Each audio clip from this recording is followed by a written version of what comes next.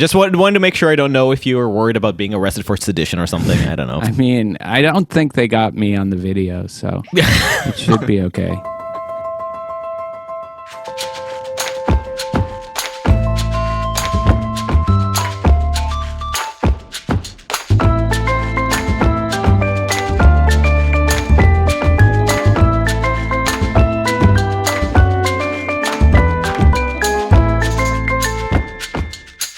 Hey, Vanessa. Hey, Dom. It's Uncertain Things, a podcast with you and me. It's an indisputable description. Our guest today is Tamler Sommers. He's a professor of philosophy at the University of Houston. He's the co-host of the fantastic podcast Very Bad Wizards. And he wrote the book Why Honor Matters, which is what we're going to talk about. Yeah. So just quickly, as you may or may not be aware, we are less than a week after the deadly storming of the Capitol. And we won't be belaboring this issue because everything has already been said.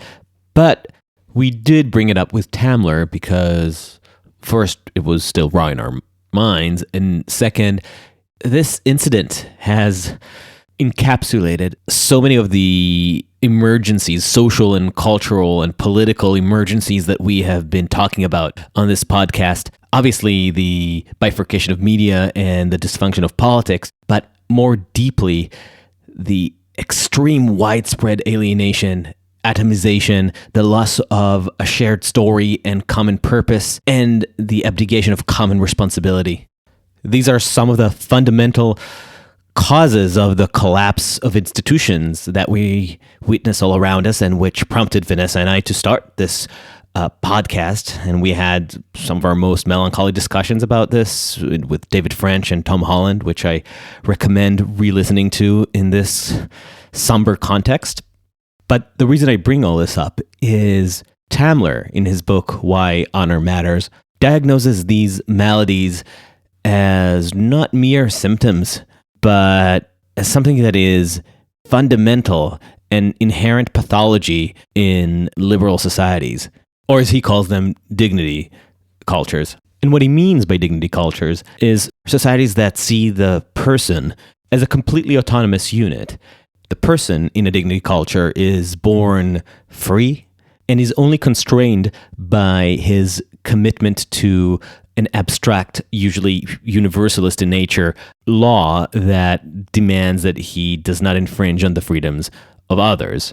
For Tamler, this conception that is at the heart of the liberal system cuts out and removes the person's responsibility to his community, to his environment, which is why Tamler suggests it's time to rehabilitate honor culture, where the bonds and relationships between people are seen as the soul of the society, not the individual. We, in typical us fashion, we dwelled a while on the pathology side. But that said, I do think you'd want to pick up the book if you really want to understand exactly the ways in which honor culture has lessons to teach us and potential ways of containing some of the ill effects of our more individualistic culture. Right, but it's also worth saying that it's not as if Tamler is suggesting that we should discard all the lessons of liberalism and just become a full-fledged honor culture, right? Even if it were possible. What he is saying is that honor cultures have gotten a bad rep because of honor killings and blood feuds and all those other practices that liberalism has supposedly consigned to history. Yeah. But he's saying that maybe we should look back and just acknowledge that some of those aspects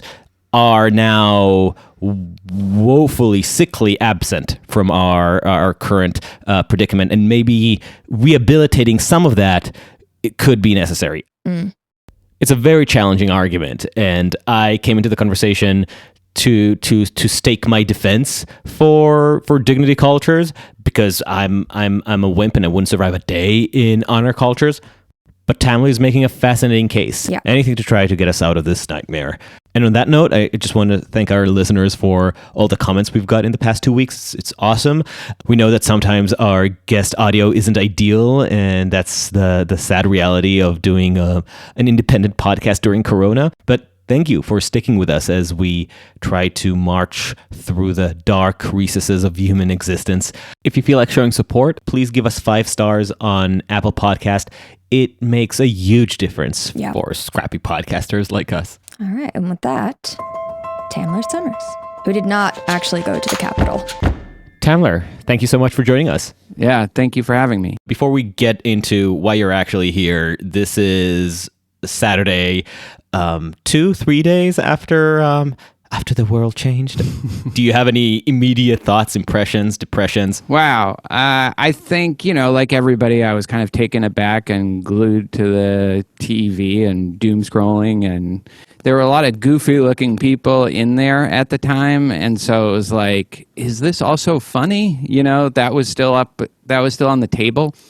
And then I think in the last few days, we've seen that even that kind of dark, humorous aspect of it is it's really not there, and that there's just something deeply wrong right now with us as a nation. I mean, we knew this before. This just confirmed it, and in a fairly dramatic way. These were believers. Like, they really believe that the election was stolen and rigged, and I think there's a big percentage of the country that believes that. And when you have that, and when you have a political system that doesn't seem to do much good for anybody, that's a turbulent mix, and who knows where it'll go from here. I do wonder on the point you said that they clearly believed that the election was stolen for them. To what extent does that matter to how we judge this? The fact that epistemically they clearly believe that democracy is being taken away from them. At least some of them did. Yeah. Does that justify us looking at them more understandingly, more favorably? Somebody said this week, imagine what would have happened if Trump's phone call with the Georgia Secretary of State were successful, if he were able to threaten, bribe, cajole him into actually changing the election result. And imagine that he would have been able to do that with a few other states and ultimately manage to somehow actually steal the election. I suspect that in our mind, in that scenario, we'd feel somewhat justified supporting a mob storming the Capitol. Obviously, this doesn't justify the actions, but I'm just wondering about the state of mind of the people who are just so immersed in this lie. Yeah, I mean, so look, I'm not somebody who's looking to demonize Trump voters because I think their epistemic situation is one where they have been steadily fed a diet of this misinformation, which I mean I have to believe is misinformation, and if you want to blame them, I think you blame them for the violence. You blame them for maybe not trying to get out of that epistemic situation, not even really, there are ways to try to look for evidence that the election was rigged. I know I did it. I wouldn't totally put it past the Democratic Party to mess around. I mean, I think they did in Iowa with Bernie. That was obviously on a much smaller scale, but and they definitely did in 2016 with Hillary. So I mean, it's not like you can't get yourself into a situation where you might be a little skeptical about Trump's repeated claims that the election was stolen for him and he won in a landslide and all that. So I blame them for that. But I don't think blaming is it's not like we have to decide how much to blame these people. The more urgent matter is what do we do about this? How much blame and indignation we should have. It seems like that's a luxury right now that we can't afford. So I'm going to use this as an opportunity to jump into discussing your book, Why Honor Matters, which is the main reason we invited you. You start the book by listing a litany of cultural and social pathologies in America, problems which I think have been key to bringing us to start this podcast, including hyper-individuality, atomization, lack of community, loss of sense of purpose. These are things that, for the most part, way predate the Trump era. And I'm wondering, do you think that they played a role in what we witnessed on Wednesday? Yeah, definitely. I mean, I think we have had the breakdown of communities, the breakdown of small towns, a growing sense of isolation. And, I think it's fairly well documented, the links for all of that to the opioid crisis. And I think Trump, for whatever reason, it's sometimes a little hard to imagine from, I think, the perspective of people who are on the coast and me too, like, just for whatever reason, Trump gave them something to believe in. And I think if you want to try to take the most sympathetic angle on this, you can say it's because he did seem to care about them. He actually seemed to give a shit about these people that culture has left behind, that, Republican establishment had left behind and clearly don't care about it, can barely conceal their contempt for them, and the Democrats, and that. So now here is somebody that is standing up for them. Trump did express support for them in a more genuine way than any of these other politicians. And you can see it when people like Ted Cruz try to do it, and Hawley too. Like, they don't. It's just so transparently cynical.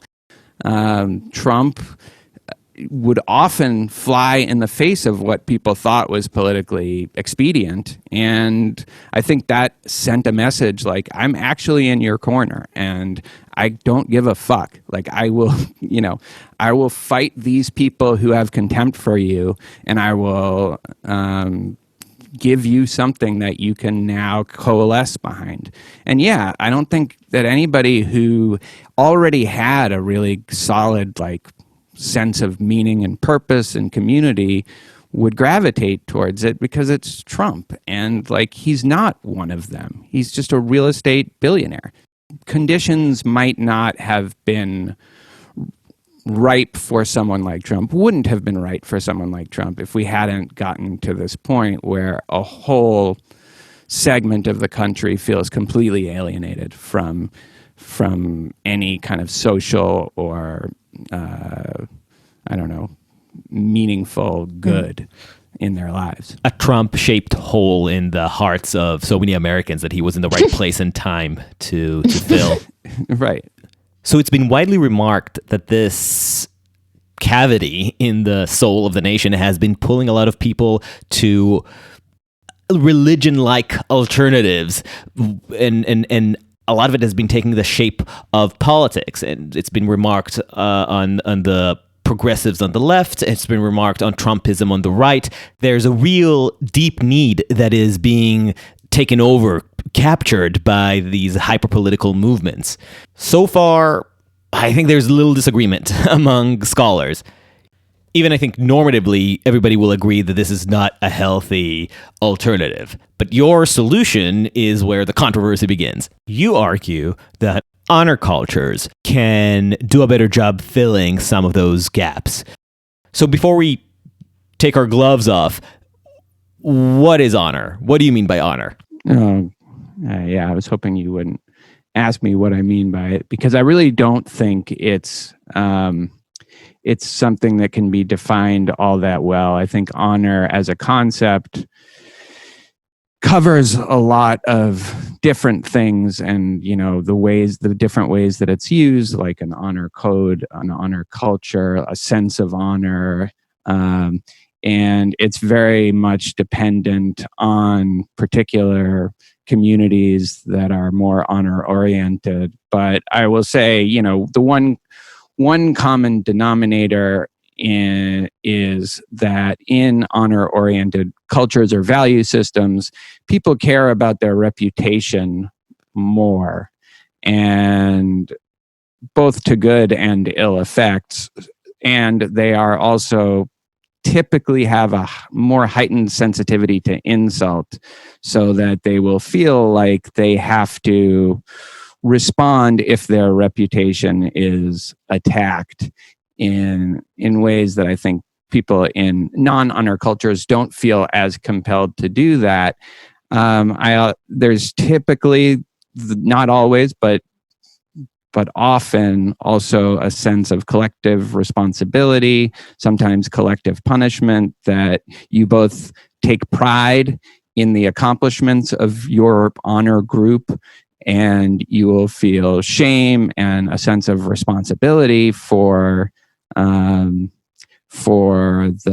bad acts, the non-virtuous acts, even not just that you perform, but that somebody in your group performs.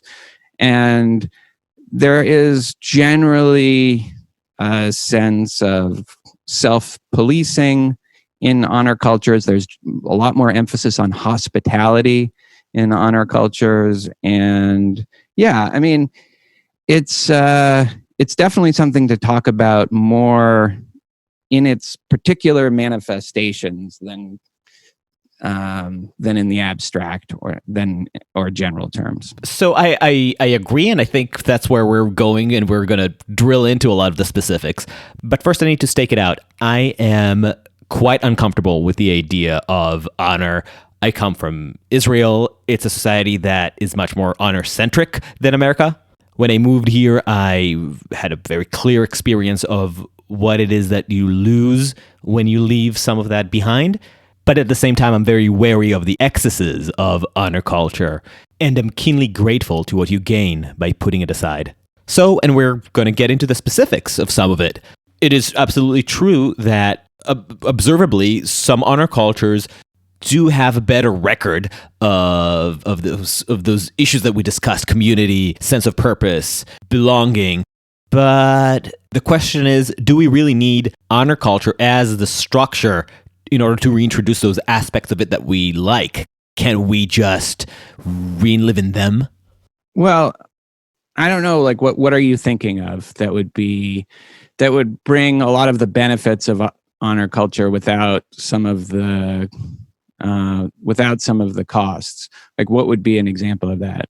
Religion or So religion is interesting because two of our earliest interviews have been with religion scholar Tamler Sommers and British historian Tom Holland, who both wrote about how the Judeo-Christian tradition has ended up undermining itself by paving the way for a secular, hyper-secular society. And I think they would both say that we are currently paying the price for this. Now, I'm very militantly secular, so I'm definitely not persuaded by the idea that we need to have a full-on turn back to religion, but I can imagine resurrecting some aspects of it, like say, ceremony. Renewed ceremony around certain ideas can be helpful, can be meaningful, and could bring back some of those qualities that we think are currently lost in a non-honor-based way. So I can imagine this is at least a starting point for getting there without also getting into fistfights at a bar. Well,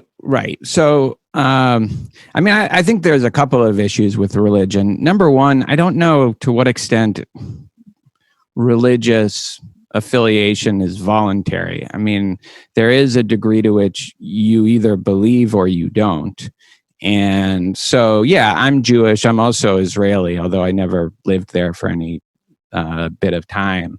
And I think Judaism as a whole, more than other religions, allows a kind of non-belief to cohere with participation in all sorts of rituals and a good sense of identification. But again, you have to be Jewish for that to work. And if you're not, then that's not going to help you.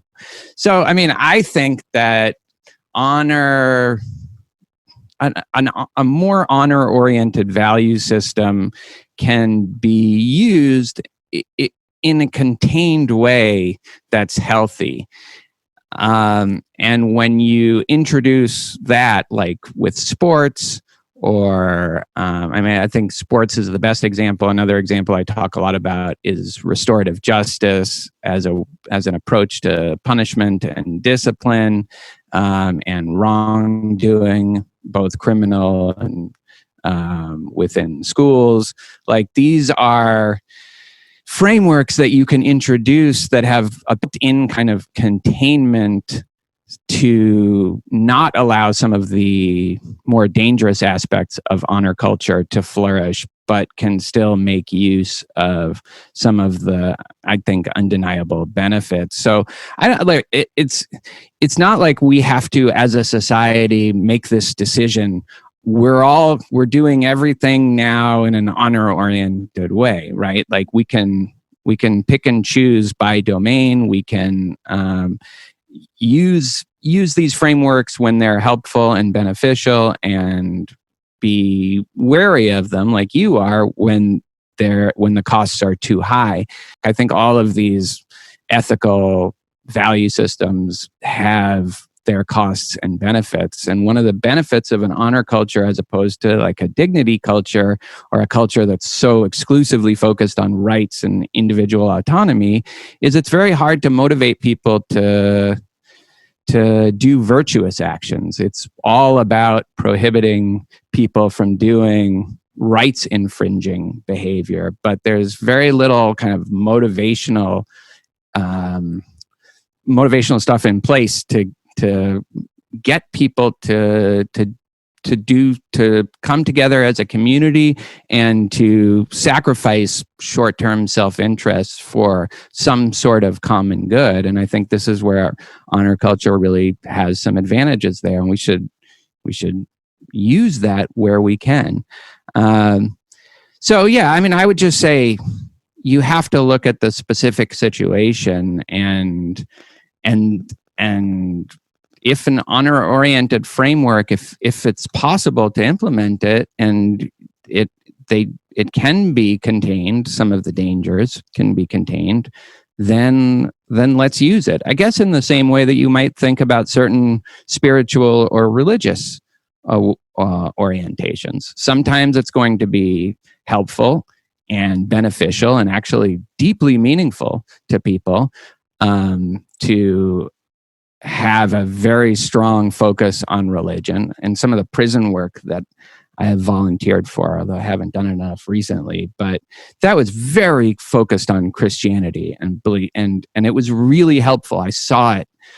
I saw it with the prisoners. It was deeply a fundamental part of these prisoners imagining themselves now in the outside world actually succeeding and being successful. Great, and other times, as you know, religion it can be extremely destructive. So in those cases, you want to be wary of that too. And I don't think any system comes without cost. Certainly not this kind of individualism that we champion in America. I mean, we're seeing right now the problems of that. We're seeing the costs of that, and it's not clear what we can do about it because we're so deep into this idea. We couldn't even get people to wear masks. We couldn't even get people to trust anybody, or even have any kind of sense that they needed to do something for the health of their own neighborhood and community. Gosh, there are a lot of thoughts running in my head right now. So first, you made me think about the Trump example again, and how he has created an alternative community full with its own honor codes, right? And reputational costs for stepping out of that system. And you said, you gave the example of masks, and I found it really interesting because you interpret the people who refuse to wear masks as an expression of hyper-individualism, right? Whereas I see them more akin to the Trump honorary groups. Not wearing masks is broadcasting a belonging to a certain community. You're telling the person across the street who's also not wearing masks that you're part of the same group. I guess, but if you look at all the defenses of not wearing masks, the government is infringing on my autonomy and my freedom. And so maybe you're right at some sort of subconscious level that's what's going on, but at the level of the rhetoric, which is the rhetoric that we have, the ethical, the way people justify things, it was all about, this is an infringement of our freedom. You're trying to control me and I have a right. You're trying to take away my freedom. And so, again, I think this is the kind of rhetoric, just the way you think when all that matters is freedom and individual liberty. Now, Right. I agree. There's the loyalty part of it is, I think that was definitely something that you saw on Wednesday, loyalty to the leader, and, in that sense, I guess you could look at it as a kind of depraved, corrupted kind of honor culture, because it is just about loyalty to this figurehead, this king, this leader, but I think that's typically the kind of honor culture that we would want to stay away from, that just has this one figure at the top that you have to profess fealty to at all costs, no matter what.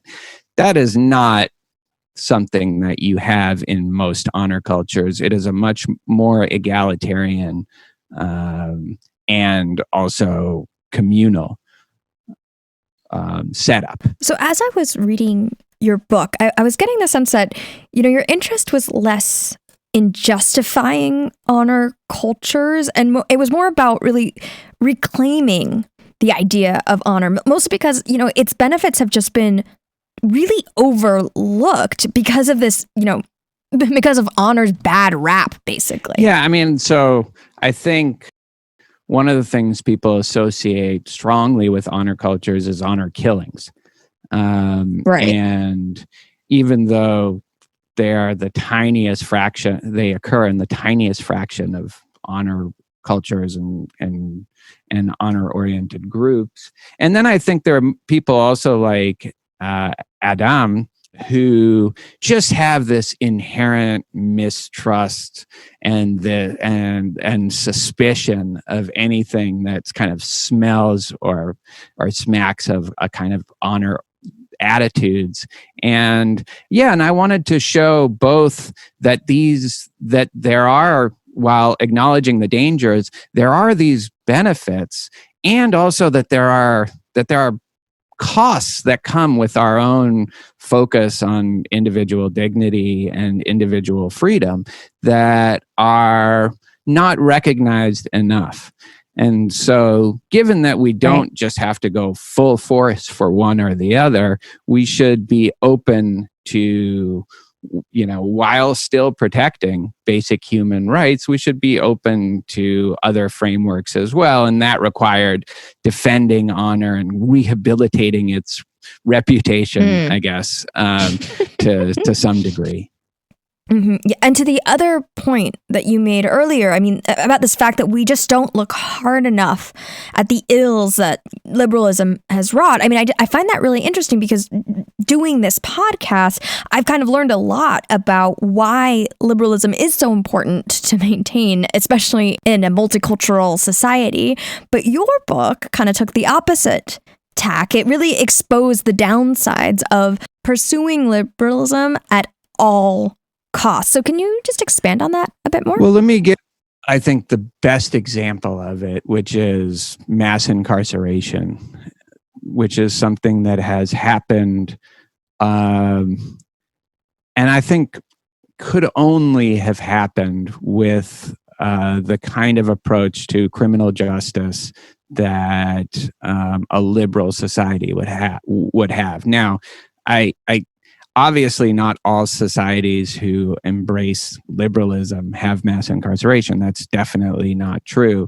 But I think this kind of bureaucratic, legalistic, technical approach to law and conflict and wrongdoing that is, I think, fundamental to most liberal societies. That's what makes something like mass incarceration possible, is to view conflicts in this abstracted way as offenses against the state or offenses against the people as a whole. It's only if you take that attitude that you could have this massive, horrific criminal justice system that we have.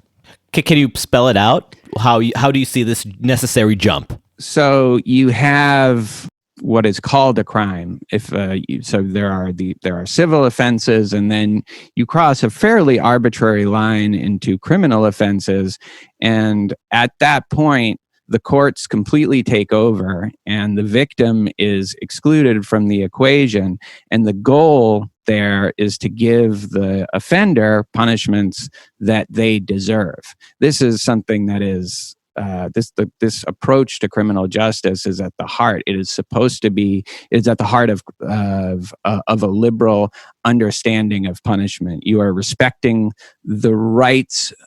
It's perverse, but that's the only way to respect the rights of the offender. The rights of the criminal is to have them be judged by an impartial jury and given the punishment that they deserve.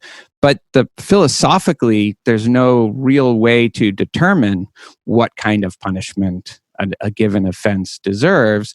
And so when you have that framework, and then all of a sudden certain offenders are getting a given amount of punishment for a certain kind of crime, it typically just starts increasing, because people will say, well, this offender got 3 years for this crime, so then this offender should also get 3 years for this crime, or a greater amount of punishment, and it keeps ramping up. Rather than trying to address conflicts as what they are, which is conflicts between individuals that have sort of particular ways that they could be resolved, that doesn't require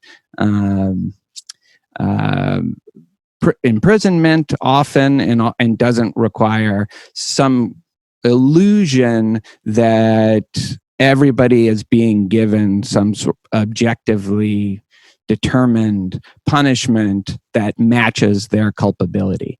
That is just an illusion that you can't have in honor cultures, because they don't approach conflict in that manner. They recognize that if somebody assaults me on the street, that they didn't assault the state, they didn't assault the people in general, they assaulted me. And that's the thing that needs to get resolved, not giving this offender some objectively determinable punishment that matches their culpability. Right, you describe the problem as essentially removing the victim from the equation of justice, right? It's the offender against the abstract right that was infringed upon, right. And then it's up to the jury to decide what it is that he deserves in punishment of violating this abstract idea. But in truth, and that's a lot of the criticism that from a society that doesn't have the jury system, we'll often lob at the American system, that you end up leaving the decision at the hands of the 12 people who will obviously not actually respect the word of the law, but will vote their conscience. And you could argue, you can use the same argument to actually defend the way that liberalism can challenge itself, because the very idea of liberalism is very unnatural. We are much more naturally disposed to be driven by parochial honor incentives. The idea that we should respect this abstraction of the ethereal universal good is absolutely inconsistent with the human appetite for revenge. These are the impulses that inform our primordial sense of justice, not rights, not dignity. Historically speaking, honor cultures occur all over human societies. It's liberalism that is the exception. But even liberalism has ways to rein itself in and to allow for expressions of honor. And one of those expressions is the jury system.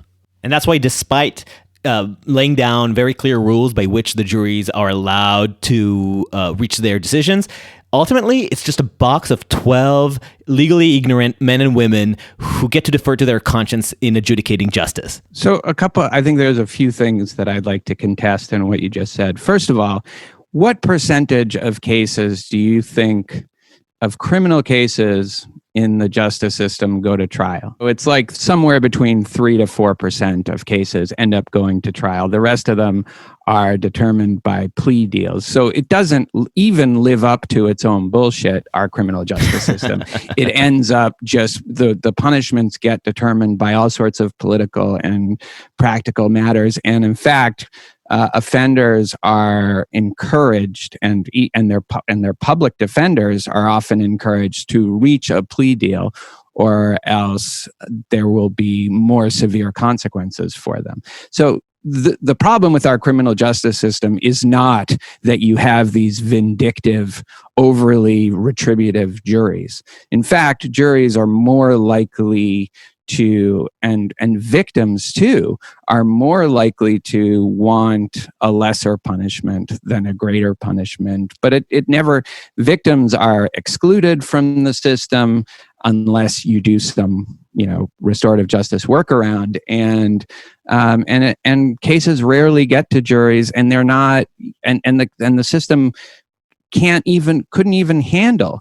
If even 10% of cases went to trial, the whole system would completely collapse. They don't have anywhere near the personnel to handle even 10% of criminal offenses. So that's the first thing. The second thing is that I think it's and I tried to show this in the book, but it's not that it's too abstract, the way that this system defends individual rights or criminal rights and gives people only the punishments that they deserve based on the offense that they committed. It's not that it's too abstract and that it just can't be practically implemented. That is true. It can't be practically implemented, which is why all these cases are decided by plea bargains. But the reality is it's also just philosophically incoherent. And so it doesn't work really at any level, at the practical level, at the philosophical level. It is the idealization and the systematization is a kind of cloak for just a philosophical bankruptcy. Now, I can't convince you of that now, but I would urge listeners of your podcast to just look into the justifications for the kind of retributivism that is supposedly, allegedly at the heart of our criminal justice system, which does want to assign offenders punishments that they deserve in some abstract, objectively determinable sense, and see if the justifications are in any way coherent. I try to argue and am firmly convinced that they are not.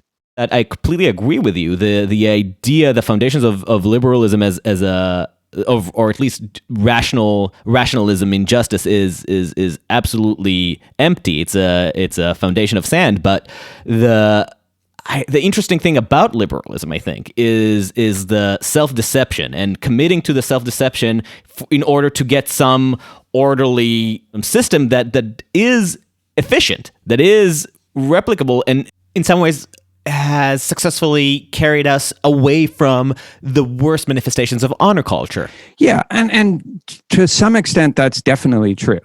Like, don't read Kant and Rawls and take them at face value and think that you'll be able to rationalize your way into a single coherent system of justice, because you can't. Right. But the beauty is that you do need to some extent lie to yourself. And as I'm a big fan of cognitive dissonance. And I think that's the truth of liberalism, that you need to take in those ideas as really strong, informative pieces of fiction that turn out to be very efficient. Yeah, I mean, so the rhetoric of liberalism, I guess, is what you're saying, is sometimes effective at curbing some of the excesses of honor culture. And that the rhetoric is inseparably wrapped in the game that you have to play. Right. Yeah, that's true. At times, and at other times, it leads to some of the things that we talked about earlier, which is this sense of social isolation and a very like a Byzantine and corrupt criminal justice system, maybe political system. I'm not sure to what extent honor cultures have less corrupt political institutions, but all I'm saying is, if you look at, say, the way honor cultures handle conflict, I actually think, in spite of the ones that get the most press and the ones that are the most dramatic, like honor killings or blood feuds and all of that, that they have a much healthier and even philosophically sound approach to punishment, which does actually bring people together rather than put them in this Kafkaesque, bureaucratic, legalistic nightmare of a system that they then often spend their whole lives trying to dig their way out of. So you actually have great examples in your book for how honor culture resolves these conflicts in a more emotionally and socially satisfying way. So can you give us some concrete examples to these challenges to liberalism? Well, I think when in honor cultures and in tribal communities, when an offense is committed, there is, although everyone thinks revenge is the first thing that anybody thinks of, and now we're off to multi-generational blood feuds like Hatfields and McCoys. That's actually not what well-functioning honor cultures want to do. They can't afford to do that, and so they have built-in systems where the wrongdoer and the victim are brought together with a mediator that both of them trust, and they try to work it out. They try to make it right. And this is often a communal event, something that everybody participates in. And if the offense is not tremendous, it can be even something that people enjoy because it's fun, it's dramatic, it's there's a lot of laughter, there's and with restitution, with maybe some form of punishment, a lot of these conflicts can get resolved in a way that feels like, rather than people are being alienated, people are being brought together, and the offender can be reintegrated within the community, which is something that we're terrible at, is reintegrating offenders within the community. And, something like the restorative justice movement is modeled on the kinds of systems and the ways of approaching conflict that I think the best kinds of honor cultures have employed for thousands of years.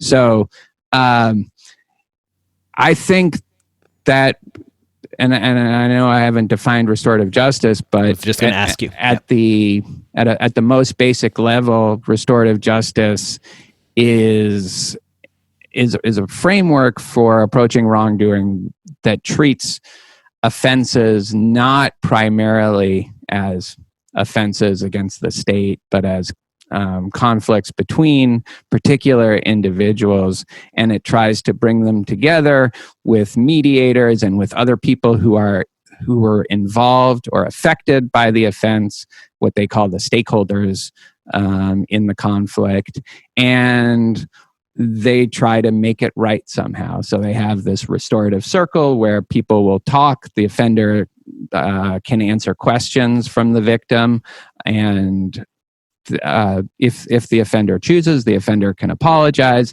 Offenders can take responsibility if the offender chooses. There's no compulsion here.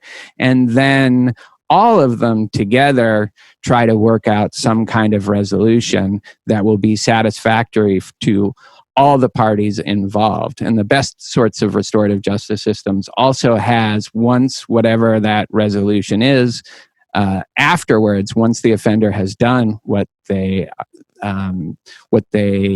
have agreed to do, what everybody has agreed that they should do, even if that involves prison time, they're then institutional things in place that can help bring the offender back into the community and make sure that they'll be successful as they're reintegrated.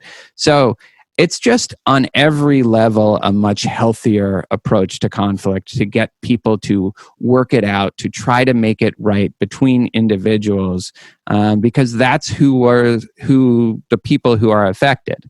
And when it works, it's like it's magical, but it runs against this idea that now wait a minute, what if you have this less vindictive, more forgiving victim, and now they're gonna give this offender less punishment, whereas in this other town over here, an offender who did pretty much that same crime has a greater punishment, and that's not just. That's not fair. Now, it's different punishments for the same crime, and so like we are philosophically opposed to that kind of punishment, or that kind of approach to punishment, even though, of course, that happens at every level in our criminal justice system, but it's not designed that way. We think like, well, that's just because we failed at the ideal,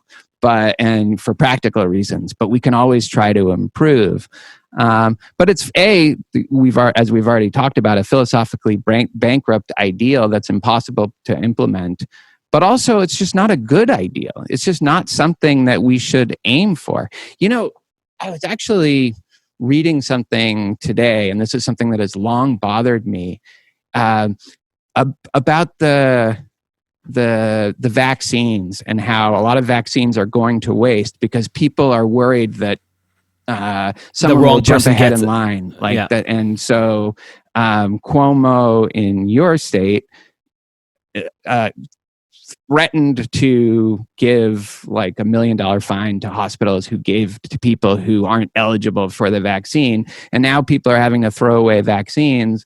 And this writer for the New Republic, Alex Perrine, compared this also to the $2,000 checks, that now everyone is worried that people who don't need the $2,000 will get it. And that's the thing that drives the policy here. And it's that same idea. It's that worry that somewhere, somehow, someone will unfairly get something that they don't deserve. Wait. Yeah. I'm going to have to push back on the idea that envy is a distinct feature of liberal cultures. So just working on my experience and going back to Israel. Now, I'm not sure that you necessarily want to use Israel as the best example for an honor culture, but it is certainly more honor-centric than American culture generally. Try to cut someone in line in Israel. Try to there's the word for sucker in Israel, which is fa'il in Hebrew, is probably the most derogatory word that you can use to impugn someone. And I think it's clearly exacerbated by the presence of honor.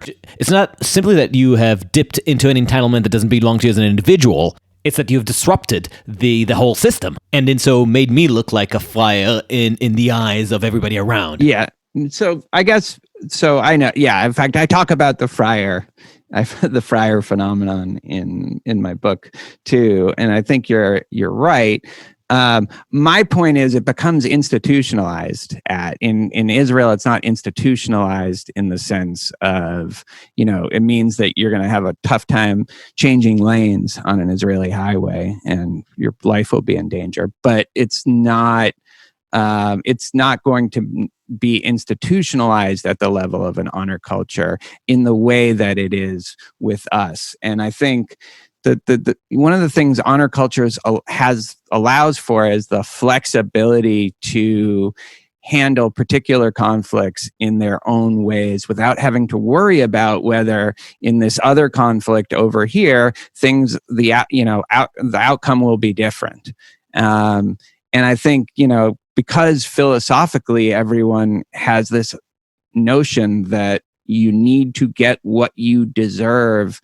Again, this is institutionally at the level of policy. You have these worries that are coming out about the vaccines. You mean the institutional commitment to this false idea of blind, dispassionate justice? Yeah. The fact that it's supposed to be disinterested, equal. That is where you say that the fundamental lie is. Yeah. Whereas in reality, things are just interactions between people, and within their community, there is no such thing as a universal, equal barometer or benchmark that everything needs to be judged against. Yes. Yeah, you articulated it very well there, better than I have been able to. So yes. And also I would say a kind of general lack of generosity that is a part of a culture that is too focused on the individuals.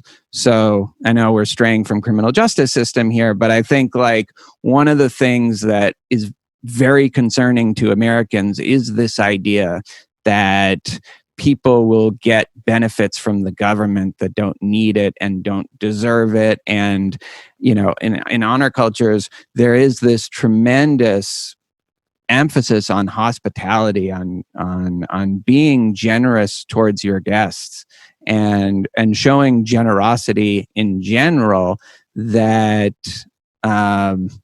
that we lack here, because we don't feel and we haven't kind of established generosity as a real virtue that is well motivated, but also because we're so worried about, well, wait a minute, that this person might get something that they don't need, or this person might get something that they haven't worked for, like I worked for, and so that's where we are. Okay, I want to stick on this point before we go back to criminal justice. We're doing an excellent job, by the way, sticking to a single track in this conversation. Totally mea culpa. I'm pretty sure I'm still rattled by January 6th, and my brain is all over the place, so I apologize. But in terms of the community and the generosity aspect, like if you look at European cultures who are very much liberal, you tend to find a lot more emphasis on generosity than in the United States. I would submit that maybe the problem is American culture is a uniquely selfish culture in world history, and not that the liberal project has failed. I mean, so I guess this is purely anecdotal. I think maybe there's some sociological or anthropological research on this, but I think just for me traveling, and I've done a lot of traveling in Europe, but also a lot of traveling in Latin America, it's not close between the more honor-oriented, like South America, Central America versus Europe even. And you're right. I think there are sort of singular pathologies with America right now, the United States, and also some singular goods, but like and so you can't taint dignity cultures with all of America's problems. Right. Still, I think you see some of these issues crop up in Europe, and I think, you know, I don't, for example, think of the English as a generous or hospitable people. I think the French maybe a little more so, although more so once you get down to the Mediterranean, which has more honor-oriented values anyway. So I don't know. And then you go to Spain, and it's totally, but Spain is practically an honor culture. Yeah, then you get into all those old, tired, sociological, Weberian ideas between Catholic cultures and Protestant ethics, and not today. But it is really interesting as well to think about in terms of America's specific issues with criminal justice and incarceration. Yeah. I mean, that is also just seems like an extreme perversion. And I don't think any other European country even comes close to us in terms of yeah. No, that's right. How into incarceration we are. And a lot of that is just racism. Right. I mean, that has nothing to do with either honor or dignity, but is just something that's endemic to our American system. I mean, it could be, where do we draw the lines of community, like in community, in group and out group, right? Like maybe that's in some ways some sort of manifestation. Maybe. I mean, you could try to blame it on honor cultures, like white people, but it's white people is not a real identity. Like, honor cultures have to be a lot smaller and more well delineated than just whiteness. So I think but I guess one of the points that I try to make in the book is accepting that, because I think you're absolutely right. I think it's the approach, the philosophical approach that we have to punishment allows for that in a way that just wouldn't. And, it would be so much healthier and to actually, when it's possible, bring people together and let them work out what is best and what would be most satisfying for the people who are actually affected by the wrongdoing or the offense. And often that will entail bringing people and having people who would never have a chance to encounter each other and to talk and have conversations and to make connections. It allows for that. And, when restorative justice does happen, it often leads to long-standing relationships afterwards that never would have happened otherwise, because we are so segmented into our own bubbles. You bring up one example in which restorative justice has been implemented in the book, where a driver who was high on meth hits a person off the road, and the victim in court asks for the sentencing to be lenient or to be reduced, because that the victim also had a history with drugs and said, I had dark days myself. I understand it. I want to make sure that the person who hit me gets a second chance and that their life isn't ruined. And I think the court ended up obliging. There are two different cases. Yeah, there's one case. In both cases, the court initially obliged, but in one of them, they were overturned by an appeals court, precisely because that person got a punishment that was deemed to be too lenient compared to other people who had committed a similar offense. In another case, it was actually more lenient. It was a victim impact statement. This was a case in Colorado, and the judge took it into account, but only slightly. It was only allowed to reduce it by a few years, but he did reduce it by a few years because of what the victim said. And you make the observation in the book that everyone came out better off from this interaction with the system than they would otherwise. And when I read it, I thought, you're right. The concern that people like me, simpletons, think when they hear about restorative justice is, as you point out, what if we get a utility monster victim, like a sadist, who, after getting hit by a car, goes before the court to demand that the accused gets 35 years in prison plus a lashing. But what this shows is that for some people, for whom having a say in the system, having their voice heard, or being involved in authoring their own justice is more important than mere revenge, restorative justice is a much more meaningful option than just sending somebody to languish in prison. Yeah, because it humanizes also all the parties involved too. And, because this is something that happens in face-to-face interactions, you're right that people imagine hypothetically that victims will be more vindictive, and this will lead to higher sentences. But the evidence on this is pretty clear. That's exactly not what happens. When these kinds of face-to-face interactions are allowed to occur, and when the victim really feels like their voice matters in terms of the outcome, they will more often than not go for significantly more lenient sentences, and also outcomes that are actually helpful to them in a way that, like you said, the offender just suffering in prison for 15 years and then getting out maybe on parole and one tiny little misstep in a society that they're not equipped at all to succeed or flourish in will just send them back to prison. Like that's not helpful for anybody. What convinced you on restorative justice? What was your moment with it when your eyes were open?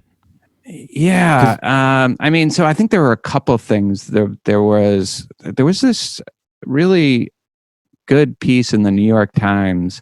I think it had a bad title. It was "Can Forgiveness Play a Role in Criminal Justice?" Because this wasn't about forgiveness, but it was an example of restorative justice for a murder, maybe one of the kinds of offenses that you would think really restorative justice almost can't play a role. But it was a guy that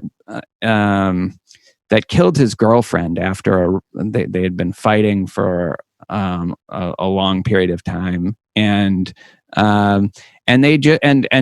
there was a Florida prosecutor who was approached by the victim's family and that asked for some sort of restorative process to occur where they could talk to the killer of their daughter and that they could have a voice in the punishment. Now, of course, this isn't built into our legal system. So what the DA promised was that the offender would get a plea that was a more lenient plea if this is what the family asked for.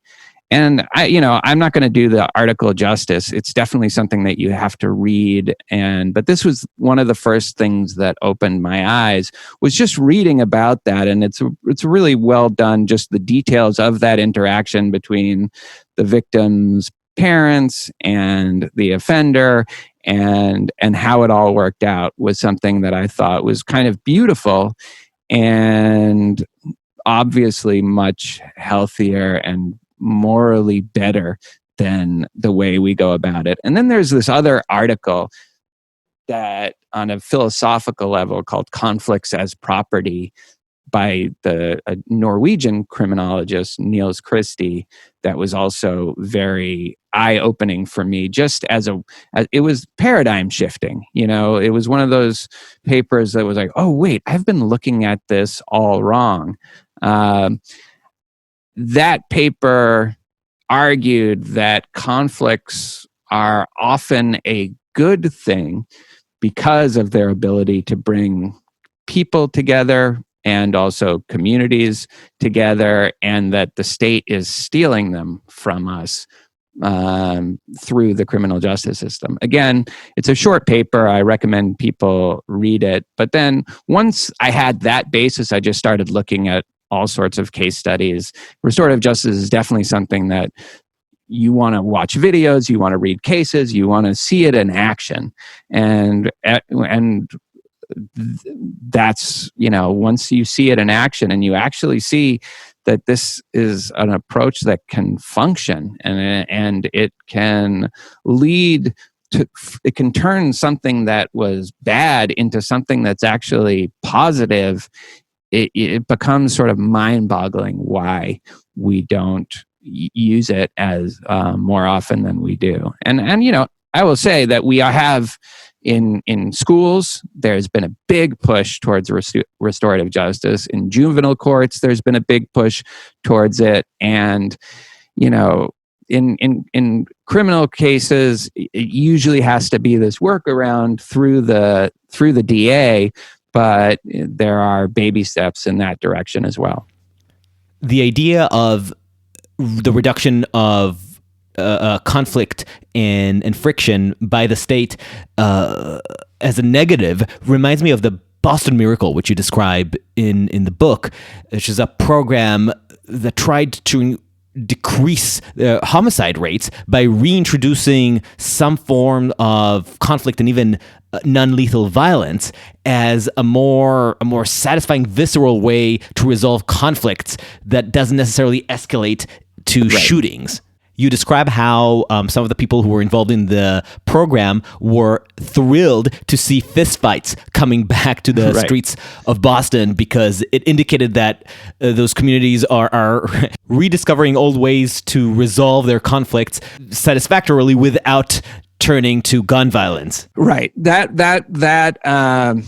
program was strongly focused on just getting firearms out of the equation. This is another kind of singular thing with America, is that there are just like hundreds of millions of guns in this country. And so that the idea is let people have work out their own conflicts, and you might treat that more leniently. But anytime a gun is involved, then you're going to react more certainly and more harshly. And the idea behind that is both, to give a strong deterrent to anybody from using guns, and also allow them to kind of save face to not use guns because everybody knows that that's the rule, and also to get people to police themselves about guns, because there was a kind of collective punishment aspect to it. It's like, look, we're not gonna like bother you with your little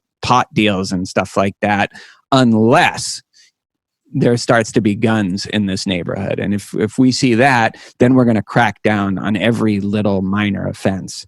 So that encouraged people to restrain the more hot-headed members of their community. There's also another program that I talk about in the book that is, I think, more related to restorative justice, and I'm forgetting, but it's out in Chicago. It was started out in Chicago. And it was one that brought gangs that were having feuds together, and it was headed by former gang leaders. So they got former gang leaders who were respected by the people involved, and they brought them together to try to resolve conflicts. And they were very... The Interrupters, I think you said they were called. The Interrupters, yes, right. And I strongly urge people to see that movie, The Interrupters, the Violence Interrupters program. I can't remember exactly what it's called. They were called The Interrupters, but yeah, and one of the interesting aspects about that is very honor related is the police weren't involved. The gang leaders were not supposed to have any kind of police affiliation. There's a strong mistrust of third-party authorities or impartial third-party authorities in honor cultures, which is why they sought out these former gang leaders or gang members that were not affiliated with either of the gangs that were having the conflict, but that were respected. They were OGs, you know. Yeah, I guess I'm just thinking about, like, one of the questions that kept coming up as I was reading the book was, like, a lot of the ways that the conflict is resolved is physically, right? And when you have a distrust of a third party, authoritarian outside party, that really puts people at a disadvantage who aren't inclined to physical action, right? I'm thinking of the kid bullied in the schoolyard or something, you know, or even just, you know, general person who cannot fight myself. Physically. I cannot. That's why I'm such a big fan of dignity culture. I cannot fight for myself. I'm not going to be able to. Right. It's like a Nietzschean thing, you know? Yeah, exactly. I'm a Nietzschean loser. I'm totally the clerical class. Priestly right, class. but I do know that in your book, you're not saying that you don't need a third party at all. Right. So I was just wondering if you could kind of explicate, like, what you see the role of the outside third party authoritarian person in a more positively honor instilled society. I mean, so there's a couple things. One of them is containment, to make sure that whatever violence there is, if there is going to be violence, doesn't get out of control. So that's something I think, like in Boston, that was the role of the third party there, is to keep the violence at a minimum. Not to extinguish it entirely, because that was impossible, but to contain it. And then the other thing is to address, like you said, power imbalances. And so I think, you know, you see with schools, you use the bully example. There are a lot of times where, you know, it would be nice for this kid to stand up for the bully. And if they can, they'll gain a lot of respect from the kids in the yard, and maybe from the bully, even him or herself, but probably more likely himself. At the same time, like, that's not just how it works. I mean, I'm not a big person. I'm not a good fighter. I lost pretty much every fight that I've been in. But you know, I've always been in situations where I wasn't going to get killed, and I wasn't going to get my head bashed in because I fought. And so I think, you know, some sort of way of addressing power imbalances is important, while maintaining sort of that interaction that allows for people to humanize each other and be involved in their own conflicts. I think in the schools right now, so you talk about bullying or you talk about people who break school rules, it used to be suspensions and then expulsion and then the whole school to prison pipeline. And now with restorative justice, you see schools are a big success story. Typically with restorative justice, you bring the whole you can bring the students together. Now there is a third party making sure that the bullying doesn't continue and that people who are physically weak can still have a voice. But rather than just sending the bully home for a week or forever, you now have all the students there trying to work it out in ways that that kind of build bonds and build connections. And so that's the role of the third party, is to address the power imbalances and contain whatever violence there might be. And sometimes that's possible and sometimes it's not, so when it's not, then you have to use an alternative approach. Right. But mediators are very, very important in this. Mediators with some authority. Like they do have to have an authority, but they also have to have the flexibility to allow people to work out their conflicts within a fairly broad set of parameters. You open your book describing a few scenes from The Godfather because that movie really juxtaposes those two justice systems in their extreme, the alienated liberalism and dignity culture on one hand, and on the other, an extreme version of honor culture. You point out how viewers tend to relate to the character of Sonny, the hot-blooded son who beats up with his own fists every person who dishonors the family. But where you really see the conflict between those two systems is in the opening scenes when an undertaker comes to Marlon Brando and says, "I need to ask you to do justice for my daughter. My daughter was violently assaulted or raped by these two teenagers, and they got away scot-free from the trial. The system, the dispassionate system, has failed." And now he comes to the gangster to rectify this injustice. And all the Godfather asks for in return is total loyalty and friendship. I think this captures a strong, idealized version of the honor culture because it gets the job done. And I can already tell from your grimace that you have deep disagreements. But my point is that this highlights that the dark side in honor culture goes beyond mere blood feuds, because what happens when you displace the supposedly disinterested third-party adjudicator and allow the quote-unquote community to regulate itself is you get local gangsters who take over the community and simply supplant the Leviathan gangsters of the state. Yeah, and I think sometimes the Leviathan gangster of the state is significantly worse, and sometimes it's not. I was just grimacing when you said this is an idealized form of honor culture. I don't think that opening scene is an idealized form of honor culture. And no, you're right. Yeah, the idealized was a bit of a stretch. It is idealized in the sense that it is very viscerally satisfying. So I want to talk about safety, which is actually a good transition from the point of violence. I found your argument about safety and risk aversion to be one of the most provocative in the book. You argue that the move that we can definitely witness around us towards extreme risk aversion and safetyism is a result of dignity culture. Yeah. I think we kind of fetishize safety now in our culture. And, one of the things that I was sort of morally appalled by was this, at the time I was writing that chapter, that there were a lot of, and there still are, Syrian refugees that governors were falling all over themselves trying to figure out ways that they could say no, they'll become terrorists, and we're not gonna take them in. We're not going to allow them.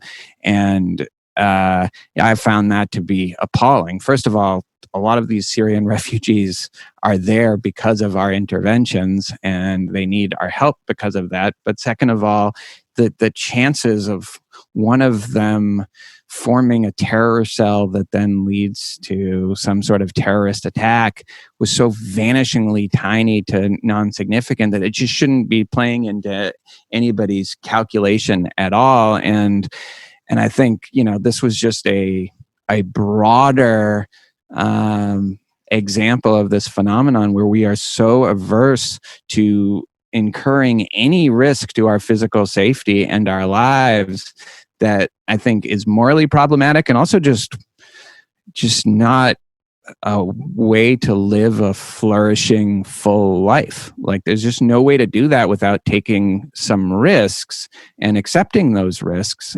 And we have a system that just doesn't encourage that. It's not that there's some part of a dignity culture that kind of philosophically establishes that we should never take risks. It's just that we don't have a system of values in place that encourages bravery or courage in the way that honor cultures do. And so this will then manifest itself in all sorts of ways, from the trivial, like the bicycle helmets, to I think the really morally abhorrent, like the way we responded to the refugees. Why do you hate bicycle helmets so much? By the way, you have your explanation in the book, and I still didn't fully get it. I want to give you a chance to defend. Well, I feel like the battles are still ongoing that I had in the book, except bicycle helmets. I feel like the tide has turned, and I have won that battle. And that the time I was writing it versus right now, there's a significant drop, certainly down here in Houston, in the number of people who wear bicycle helmets. No, I was just saying that as somebody who doesn't like to wear a helmet and is willing to take whatever insignificant risk that carries with it, I've been lectured by people about bicycle helmet safety, and that it's always been infuriating. And again, it's that mindset that you have to do everything possible to reduce the risk of some sort of harm or injury is, I think, not a way to live like a virtuous, full, good life. So that was sort of the trivial, comical example, because I know I'm a little crazy when it comes to bicycle helmets. I do think that people who don't wear helmets also support, if they're being consistent, the Syrian refugee ban. But I think it's more just it's another symptom of this mindset that is so problematic right now.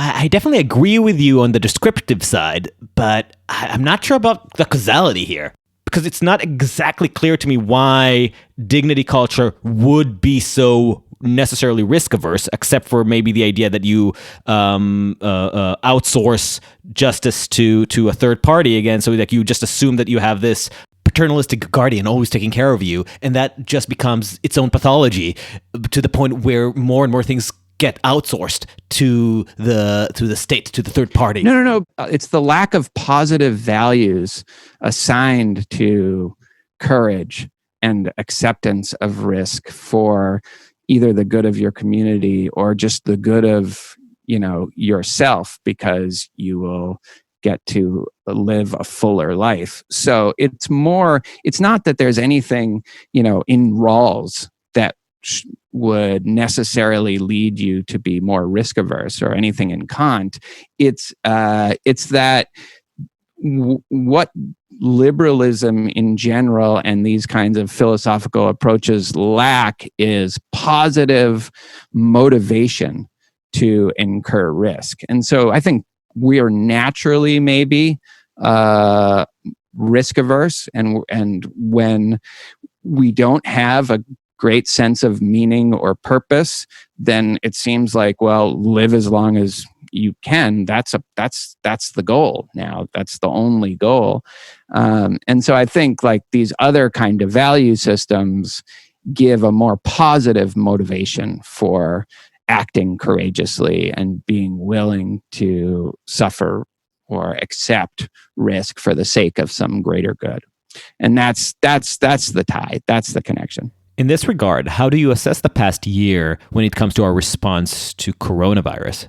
Yeah. So I don't know, like maybe that's maybe in this case, like this idea of this fanatical attachment to individual liberty and freedom is in this one instance, leading people to incur more risk. I don't know, like it's very hard to get in the heads of some of these people. I think it is maybe a kind of, in this case, not healthy bravado on the part of some people.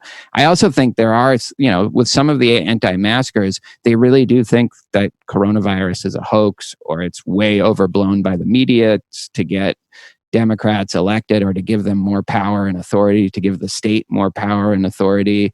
And so they think the risks are minimal to none. Yeah, it's funny. I never thought of that. Like, reading that chapter in this time when you have a lot of people who seem overly willing to accept risks, both on their own behalf and on behalf of other people that they might be endangering. Funny, because the way I read it in this context is from the opposite side. I saw the expression of safetyism as a potential willingness to, over time, cede more and more personal freedoms, as often happens in times of crisis. Like, take 9/11 as a case study. And to be clear, I am fanatically averse to the anti-mask movement. I find it juvenile, repugnant. It takes zero personal cost to wear the masks. So unless you're asthmatic, just fucking do it for the possibility of reducing community risk by even a fraction. But a concern that came in a few conversations that Vanessa and I have recorded is that people might look at places like China that had a more authoritarian solution to containing the disease and say, yeah, they had it right. They did it right. Because countries with more authoritarian controls were able to reduce the spread of the disease more efficiently. Mandated social behavior. And the scary thing is that a society like us that has, like you said, fetishized safety might look at those results and say, we'd like what they're having. And that would mean a willingness to see a reduction of rights and liberal values for the sake of safetyism, which to me suggests that safetyism is the underlying pathology, not necessarily a result of dignity culture. Yeah, right. I mean, so analogously, as I think you alluded to, like the Patriot Act in response to 9/11, and all of a sudden everybody, like, we're taking off our shoes at airports for, even though that provides, like, the whole idea of security theater. And I think, we can do that with the mask, and we're still doing it, like wiping down all surfaces well past the point where anybody thinks that really matters. Like, my daughter's school gets wiped down anytime somebody has. That's literally just for show. But it is just to for people to feel like they're not incurring any tiny bit more risk than they have to. And when it becomes problematic is when you do start ceding more power to the state. I think a lot of people are already worried, and probably rightly so, about the Capitol. Are we going to give more money to Capitol Police now because they failed to contain this group of protesters who are allowed to enter? And then are we going to allow them now to serve greater surveillance powers than they already have through the Patriot Act? And are we going to cede more and more authority? Yeah, I mean, I think that is a problem. I guess I'm not so worried about that, that we're going to become like China when it comes to these diseases, just because, we're so far from it right now. Like we're so like, and maybe that's because I live in the South, and it was really hard for our governor even to just issue a mask ordinance for public places without getting a lot of blowback from his own side. And it seems like, at least on this particular issue, that's not the thing I worry about. It's frustrating and annoying, like some of this stuff, the ways people handle in schools. Although schools is a great example, actually, to your point. When New York City was closing down the schools, and in a lot of cities, they were closing down schools when the risk was minimal. And a lot of it is because teachers just didn't want to incur the risk that they would have from being in the school, even when it was fairly well established that schools weren't a place where transmission occurs at the rate that they thought it would, and also that the children were really suffering from remote learning. And I honestly, I'm frustrated with professors who aren't trying to get back into the classroom and who consider themselves victimized if university even encourage them to try to get back. Like it's our job. It's supposedly something that we think is so important that we're wary of a focus on online teaching. And now all of a sudden this pandemic happens, and all these professors are so adamantly opposed to taking a mild risk of getting back in the classroom. So I guess in that sense, it is that same phenomenon. There's like an hour more worth of questions that I want to ask and argue with about. I really recommend people read the whole book. Despite my posture, I found the book incredibly persuasive. I'm not sure I'm converted, but it definitely gave me a lot to think about.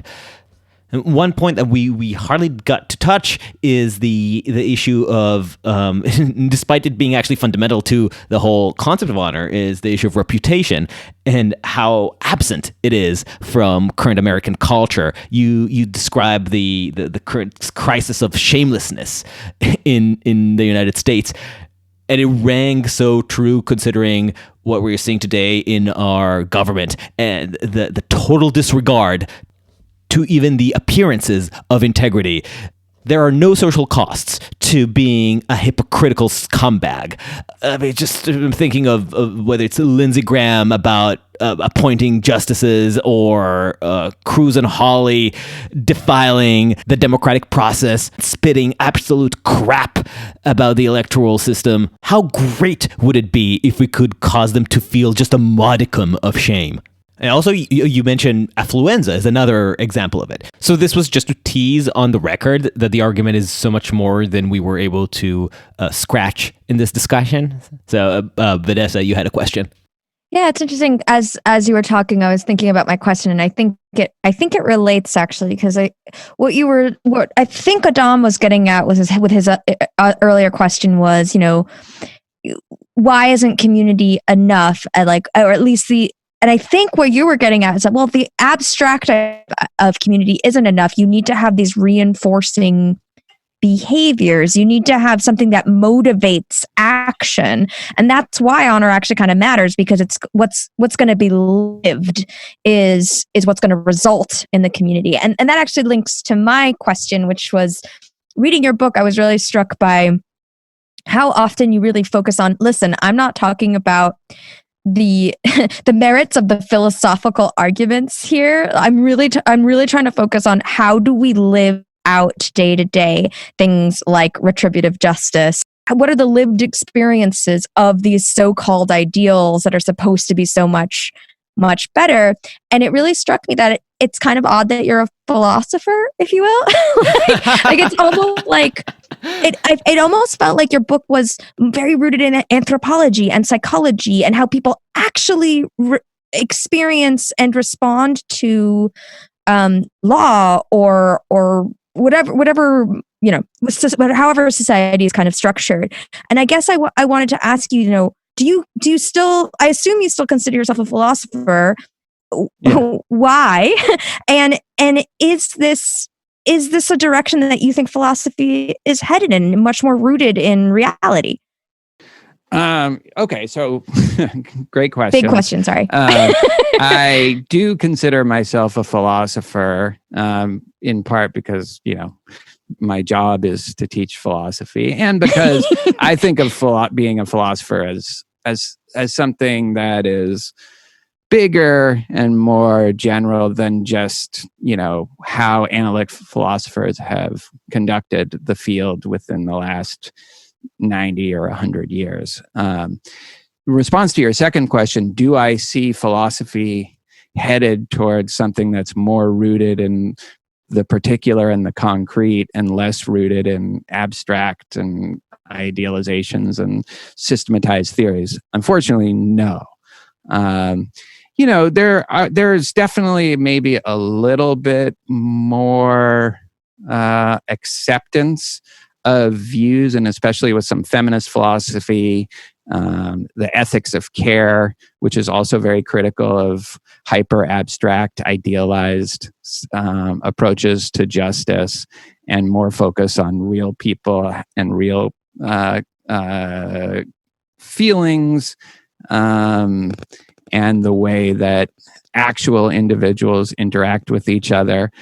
But it's on the fringes still, and I think my problem with philosophy, really from the get-go, has been an overly systematic approach to inquiry that just blithely ignores the reality of what's being discussed. But I don't think that's true of philosophy in general. I don't think that's true about, say, the Stoics or even Plato, if you interpret Plato correctly, all the way up to Hume. And it's had that element of it, but it hasn't been as predominant as it became in the 20th century. That was I did not expect that question, Vanessa. I'm very, very glad. Well, yeah, when you think about, what is the role of philosophy, this has always been my beef with it, that like how it's really interesting to, have this bout of intellectual masturbation, but when it comes down to it, doesn't really matter in my life. And like that's why I thought your book was interesting, because it felt like that was the premise. Like, let's ground this in what matters in our lives today. Yeah, and also not ignore the reality. So I think philosophers have they're too easy on themselves, and this is especially, I think, problematic when it comes to something like criminal justice, because they invent these systems which they kind of admire for their elegance, even when they're ultimately incoherent, as retributivism is. They still admire just the intricateness of it and the way it's all systematized together, and then when they see, they'll just openly acknowledge that it's a complete mismatch with what actually happens at every level of the criminal justice system. It just doesn't bother them, because they say, well, that's just because they're not living up to this ideal that we have presented to them. And they feel like their job is done there. Now it's just the policymakers and and the judges and the juries, and but my work here is done, and I think that's a really unfortunate aspect of how not all, but a lot of philosophers have conducted their business, including some of the most influential.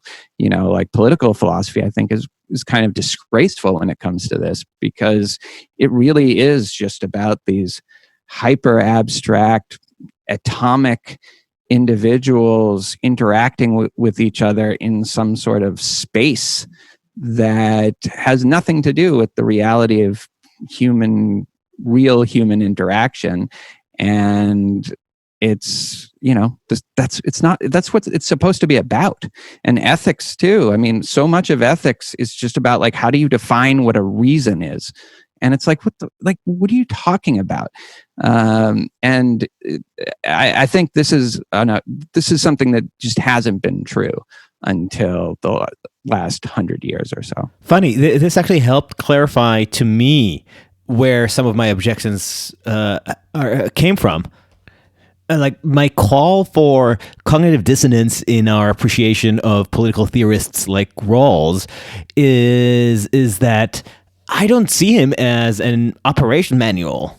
Maybe he viewed his own work this way, but I can only see it as something that you look to aspirationally, as finding some justification for the more inspired patterns in liberal society. But you have to know when you're encountering those texts that the reality is muddier, way muddier, and that real agency doesn't play along with the Kantian imperatives or the Rawlsian schemas. But I guess what's the point of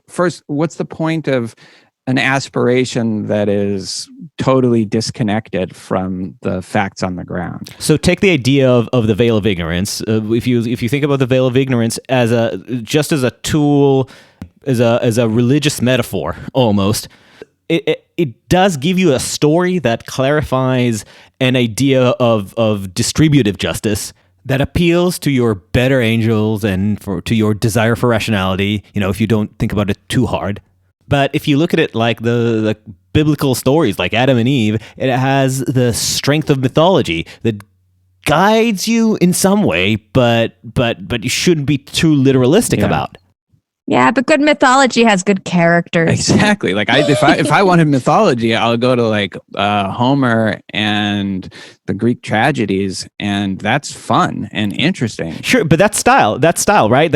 Like narrative styles have changed over the years, and they changed from Homer through the Renaissance and to James Joyce. What we see in this kind of philosophy is a style that emphasizes clockwork humans. Alienating analytical writing is just the style of the past 150 years in philosophy. I mean, so if you want to look at it that way, I guess, then it's just that we have different tastes in myths, I guess. That is not my taste, but maybe it's yours, and that's fine. I don't think philosophers themselves can think of what they're doing that way. And so, in fact, some of them might be offended by that. So at least if this was just transparently what they took themselves to be doing, and we could evaluate them as whether these are good and useful myths versus not useful myths, then that would be one thing. But it's really, it's not like, and you take something like John Locke, or he thought he was establishing like natural rights. He didn't think like I'm establishing a myth, a mythical system for, in the way that Plato's myth of or whatever at the end of the Republic. But many of the writers of epic poetry in Rome and Greece and the authors of the Talmud, they believed that they were transcribing some immortal truth, but their lasting legacies is myth. Well, I don't know. Like, I can't speak to like the biblical stuff, but I don't. Certainly the Greek tragedians didn't think that they were divinely inspired in a way that I think they thought they were getting at human truths through a presentation of these mythical situations and characters and stories. Again,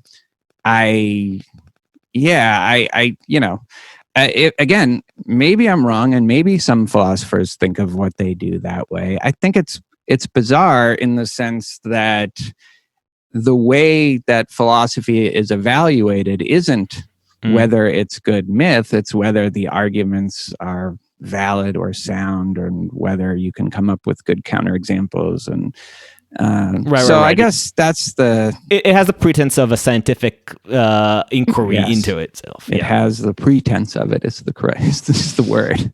The right word for that. It has the pretense of scientific inquiry. In fact, the methodology is modeled after a scientific inquiry, even though it lacks that empirical aspect.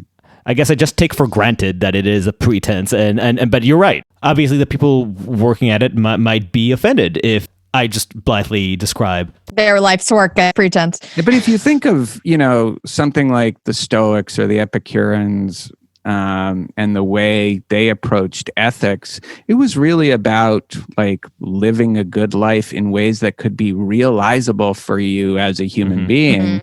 And Aristotle and his approach to ethics too, about building good habits and aligning your feelings and your actions in the right way that would lead to virtuous character. Like, these are things that you could actually put into action and implement in ways that just don't seem to be aspired to even by a lot of contemporary ethicists and fuck them for that. No, which is a shame, because when do we need more ethical guidance than right now in 2021? Like, I could use some more of those in my social media feeds. and I want to make clear also that I think philosophy has room. Like, I've been able to conduct my career as somebody who's openly hostile to these more abstract approaches to the field. I think philosophy is good about having room to do a lot of these things. It's very flexible, as opposed to something like social psychology, where there are these deep methodological problems that are recognized by at least some of the people involved, but no real way to fix them because